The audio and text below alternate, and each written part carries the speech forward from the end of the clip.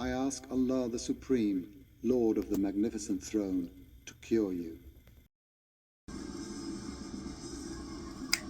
Well, hello, neighborino. It is Jim and Phil and you, and what a lovely trio we make, huh? I got a picture I want to draw for you today. If I can just borrow a few minutes of your time, I want to connect some disparate dots to thread together a illustration for your edification purposes. Watch this. So, let me introduce the subject matter. I was inspired by a podcast I heard where this guy, Tommy Robinson, was talking about Islam in the UK and in Europe at large, and bringing it to America, just kind of to say, I got a word to share with you. And I was like, well, that's an interesting fact, because we'll get to why I found it interesting shortly. Now, I connect it to just a broader question of history and the way that we judge history in the light of the way that we are today. And,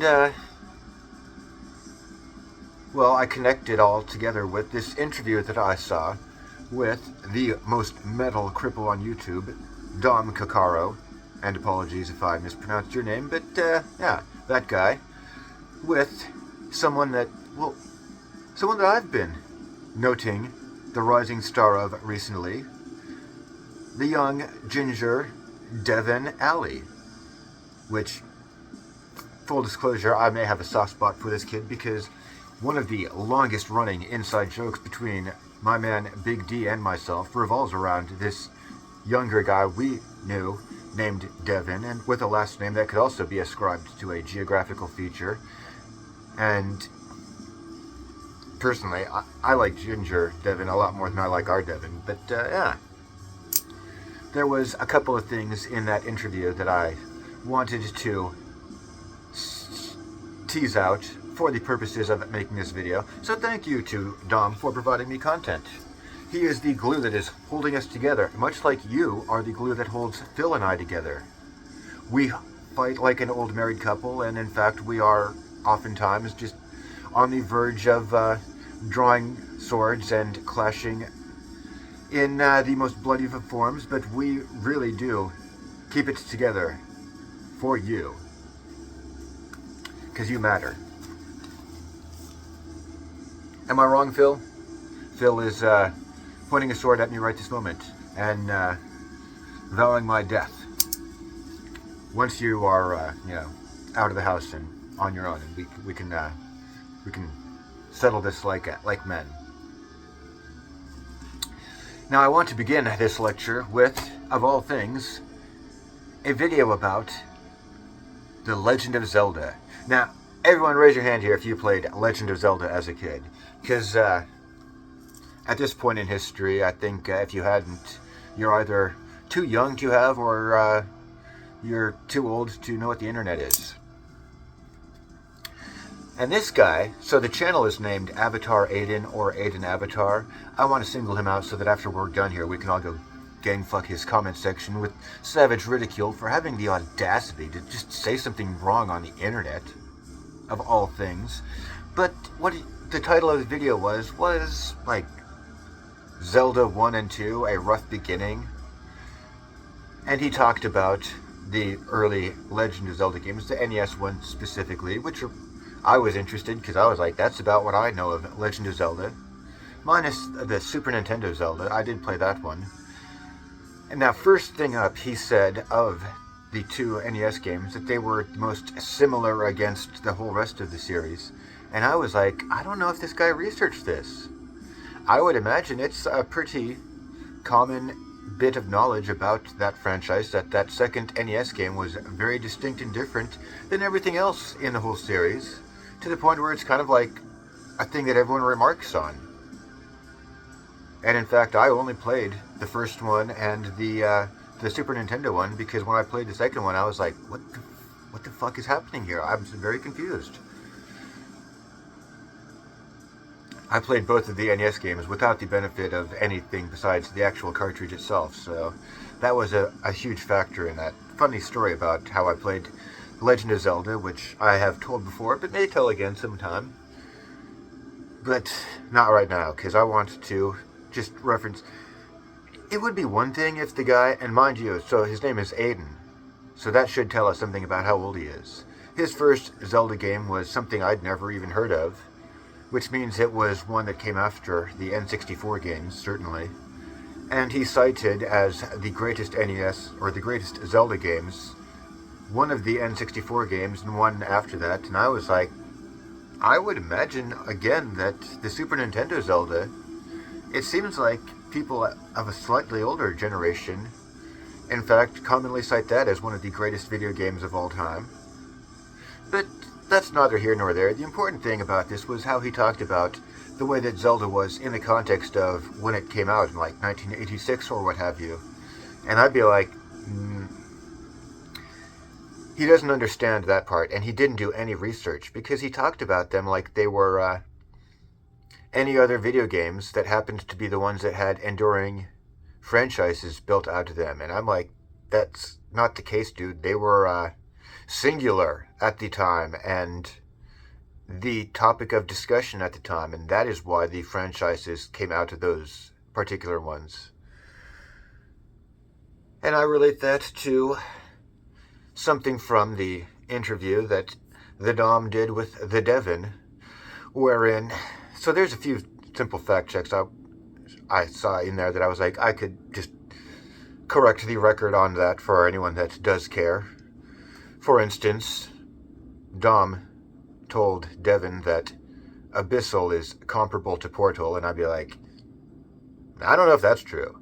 But more objectively, Devin told Dom that Wes Benscoter did the album cover for Mortal Throne of Nazarene, which actually, everything else that he said about that album and Wes Benscoter was correct, but the cover itself was done by someone else. And I know that fact simply because I talk about art and album covers and that kind of shit in that context, right? Like, Mortal Throne of Nazarene is easily one of the best album covers in the entire of probably any genre. That is art. Mortal Throne of Nazarene. And it was by someone named Miron Kim, which I do not know if that's a male or female name, so I'm not going to speculate beyond that. But yeah, that was one little detail that was incorrect. The thing that was on a broader basis incorrect when he talked about Carcass. And he mentioned the first couple albums. I hear this a lot, and it's not even necessarily people his age. This is the common mythos now, which Jim, who maybe like just remembers better than other people, but I'm here to correct some of that shit, right? Like, Carcass's first couple albums weren't gore grind distinct from death metal at that time. That was something that was kind of imposed on early Carcass when bands came around cloning that sound. Like, gore grind was much more a product of the era of Impaled and Exhumed, was when people started to, like, define a sound to the early Carcass sound and call it gore grind, right?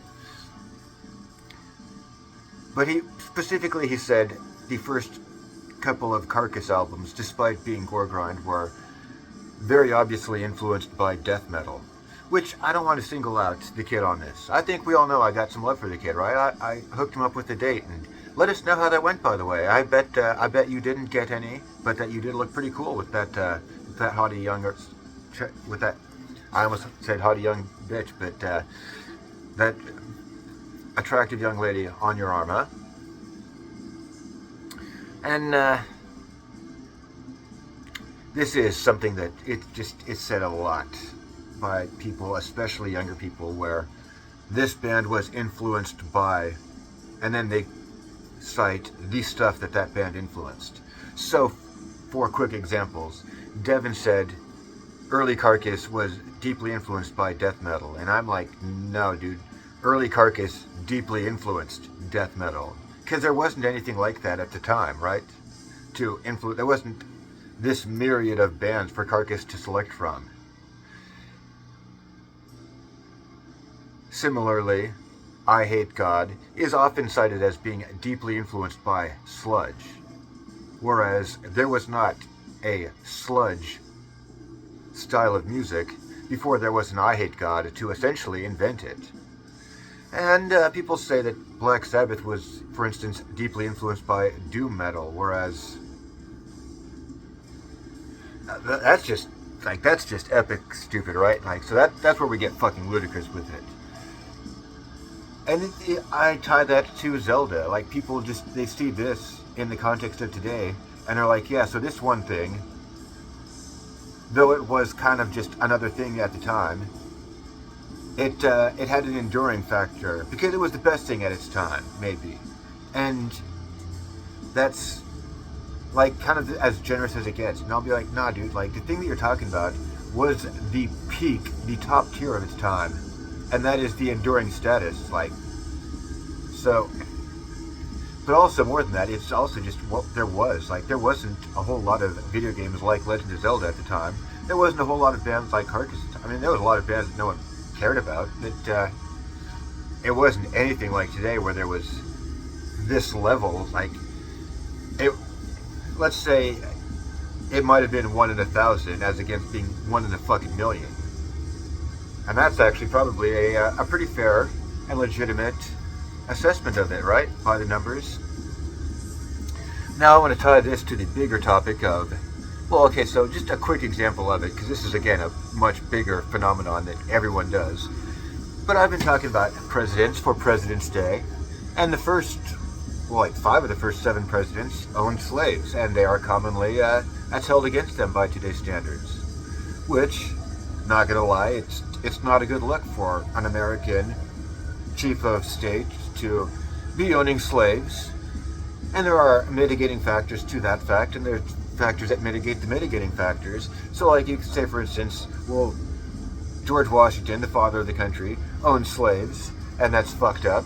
And then you could say, well, everyone owned slaves in that time, and then you could also say, well, actually, only the very rich people in particular areas owned slaves, because, like, John Adams, for instance, didn't own any, and etc. And then you could also say, well, this opens up a lot of interesting questions. We don't want to get too far into this. Just the bigger thing is, like, the fundamental fact of how you judge history in terms of the mores of today, because it's a very similar phenomenon to how you judge earlier death metal in the terms of, like, what's available today, and similarly to how you judge, like, old school video games in the context of just what's available today. It's like the bias of your present moment, right? And it's a fundamental thing, and historians or academics talk about that kind of shit because it is a real thing. I think that's actually a legitimate term, is the bias of the present. But I want to tie this around to how history doesn't happen in a day, because what's like a really fucking metal thing to talk about? Vikings, right? So you think of Vikings as like, okay, so in 793 on this one afternoon, a bunch of ships showed up at Lindisfarne, and all of a sudden everyone's like chopping with the axes, and the village was pillaged in the matter of a couple of afternoons, and yeah, by the end of it there was a post-apocalyptic wasteland, and only a few monks survived in the Skellig Michael to then come in and rebuild society. And that's not an incorrect reading in the aggregate, except these things don't happen in that time scale. So there's the bias of the present. There's also the compression factor of history, where you're reading about events that happened over the course of decades and centuries in the manner of a few pages. So you kind of think of it as being a little more like just shoop, shoop, shoop, shoop, shoop than it actually would have been. The whole Viking thing happened across a long time. It was a lot less chopping with the axes and a lot more just kind of showing up and being, you know, like, hey, we want to see what you're doing here. You guys farm, you guys do some merchantry. Well, how about that? We've got some Danish shit to sell you. And yeah, pretty soon we'll end up giving you the Danelaw, but that's a century down the line, right? That's how history works. Our present bias increasingly is skewed towards shink, shink, shink, shink, shink. And one reason why I'm sitting here looking at a camera and just talking at it like a douchebag, instead of perhaps lending my talents to a more professional style effort, is because I kind of reject that thing. I'd be like, bro, that's fucked up. That shit is fundamentally changing our perspective. The technology to do that is giving us this new vector of thought where we see the world in that way. But the world doesn't move that way. Only things that happen through your screen move that way. Which is more real, right? So, I do have to kind of just fundamentally reject that on that philosophical basis. Now, let's get our picture. Let's recap the picture here really quick. So, we started with Legend of Zelda, and I was like, bro, this guy's misrepresenting the history. And then we discussed Devin and Dom, and I'd be like, okay, so nothing against these guys. It's just this is how history is getting misrepresented, right?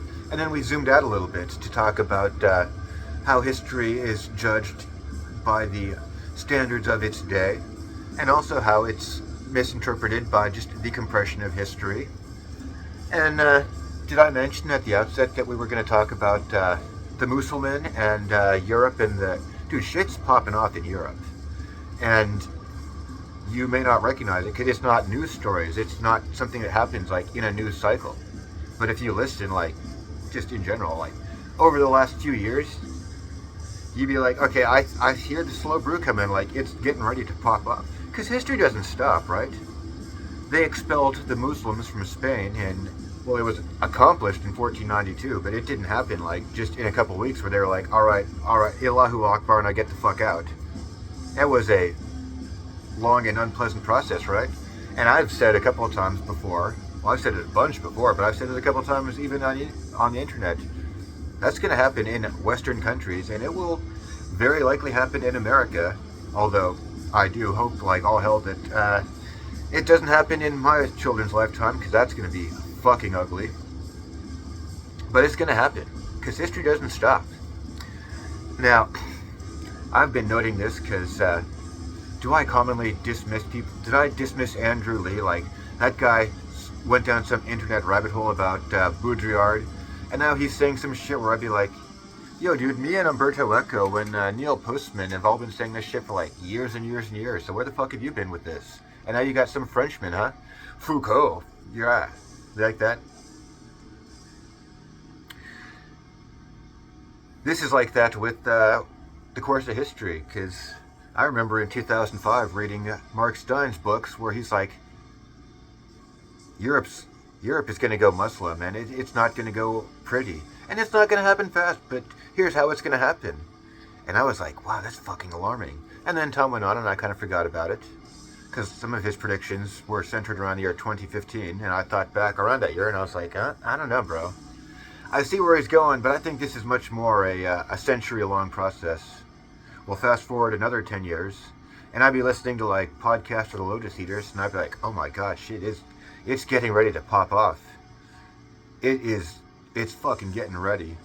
And, yeah, so, what is the picture? Well, it's kind of an ugly one, I gotta say, but, you know what?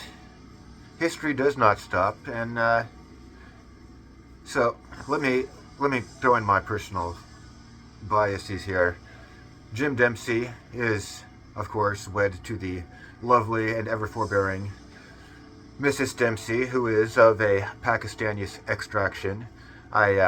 When we were dating, I mentioned to my friend Julie, I said, yeah, she's from Pakistan, but she's not Muslim. And Julie said, that's because she's not in Pakistan anymore. And I said, I'm pretty sure that's actually why she's not in Pakistan anymore. And, yeah. So, my wife, who has some interesting and sometimes hilarious biases, does have an influence on me, and I should probably disclose that just for, you know, the purposes of intellectual honesty here. But even taking into account, like, her own personal biases may deeply influence the sometimes hilarious way that she will discuss these matters, it's something that I've had some occasion to think about throughout my own ever-increasing amount of history. Yeah, did we complete the picture there?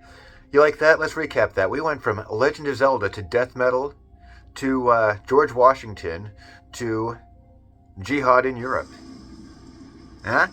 Now, I just took 20 minutes of your day. I hope you got something out of this. And I'm not sure what we all got out of this, but this is the thing I'm doing here. I'll be like, I'm not here to give you answers about shit. I'm here to point out things and just be like, yo, keep this in mind.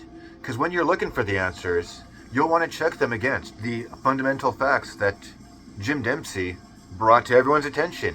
That is my public service. In addition to hooking Devin up with the haughty bitches. I mean the attractive young women.